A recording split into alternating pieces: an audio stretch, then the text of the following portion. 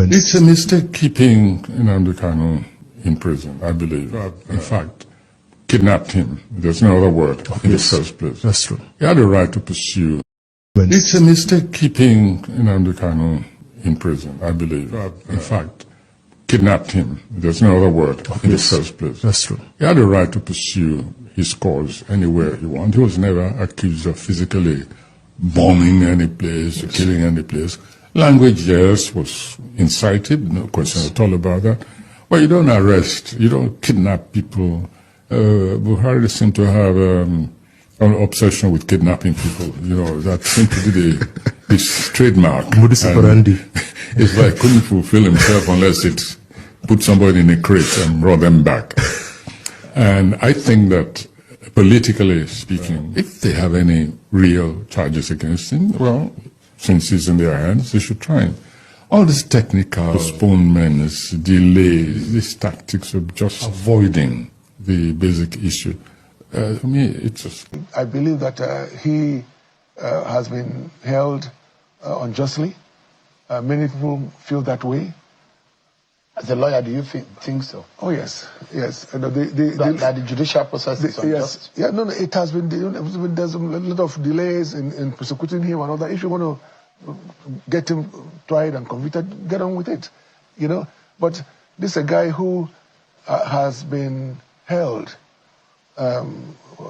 unjustly, as I said, you know, for so many months. And the Buhari government started it. I'm not talking about this government. Trial. No, so the point I'm even making now. I'm talking about the previous government under Buhari when it's facing a judicial process right now. Yes. Saying it's unjust because the argument is that there should be a political solution, maybe a null prosecution.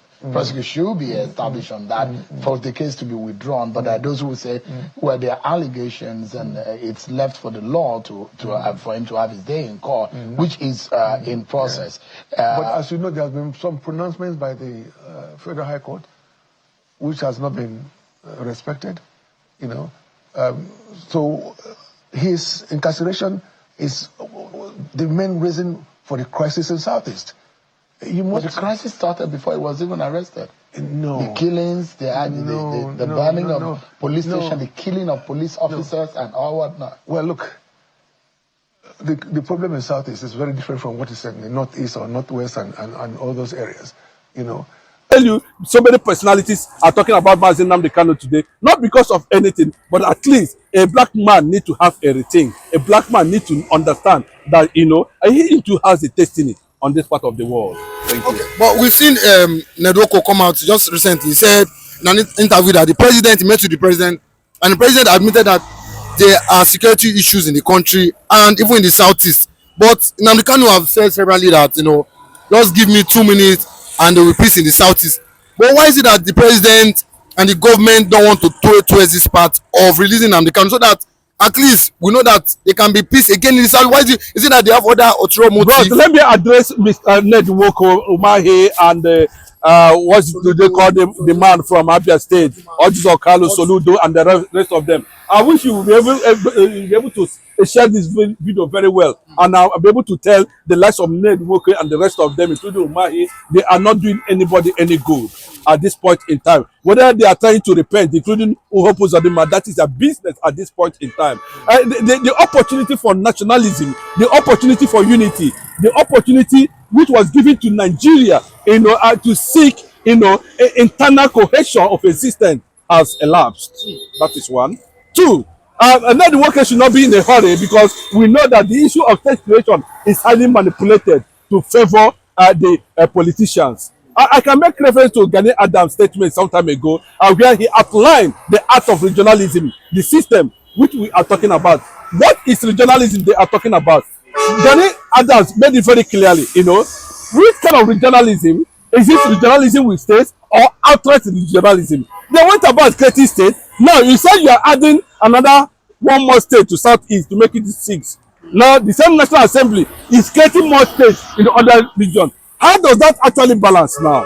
Ned Nwoko, let me tell you, I thank you for that consciousness because I know the area where you maintain a certain point and truth. You know, that's the reason, because you say that Mazi Nnamdi Kanu in detention is not justifiable. We also, Soyinka has come to say it's unfortunate that we have Buhari as president that went and committed and invaded sovereignty just because you want to kidnap somebody, and you did a criminal act, and you still brought him to your court, and you are committing many more crimes on that.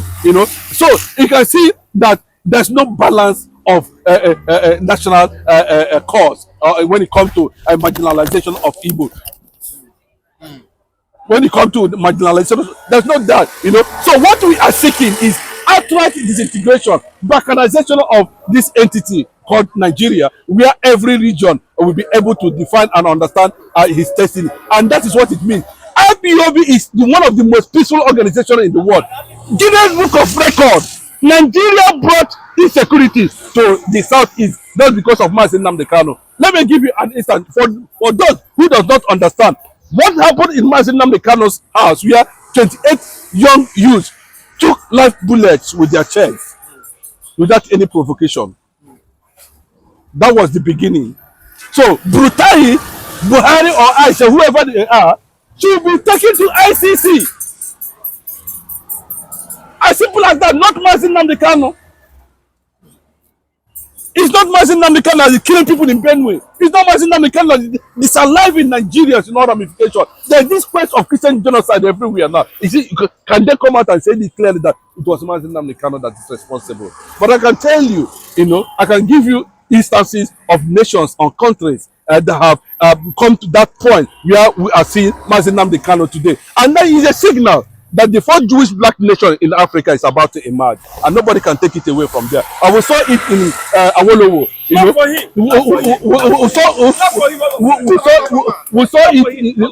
saw it in Awolowo.